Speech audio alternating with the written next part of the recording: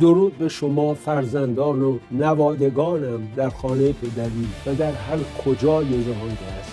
دیروز دیدید شد پرچم ایران نه فقط در دست‌ها که در دل‌ها بالا، نه فقط در برلین و پاریس و لندن که در ذهن هر ایرانی. ما آمدیم بی دعوتنامه، بی اختیارنامه، بی تکلیف حزبی آمدیم چون ایران رو کنیم. فریادها یکی شد، پرچم‌ها یکی شد، آهنگ برایه شروین عزیز باز هم تعیین امید شد و کودکانی که در تهران از مدرسه اخراج شدند صدایشان را در میدان‌های اروپا پس گرفتند. از دیروز دیگر هیچ کس نمی‌تواند بگوید ایرانیان نمی‌توانند متحد شوند. ما نشان دادیم که اتحاد فقط در داستان‌ها نیست، در خیابان‌ها و امروز همانقدر مهم است که دیروز.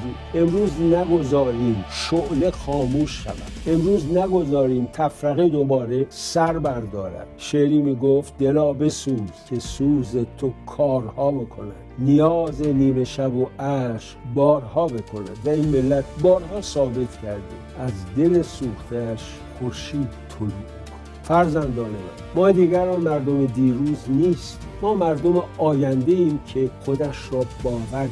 به دشمنان ایران میگوییم اگر ما را در هم نشکستید این بار ما را با هم دیدید و ایران وقتی با هم است شکست ناپذیر. امروز فردای تظاهرات است اما نه پایانش.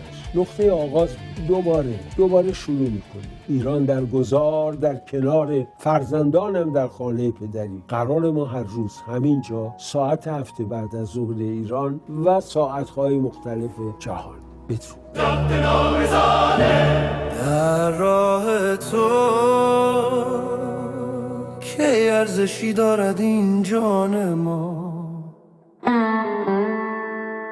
پاینده باد خاک ایران ما.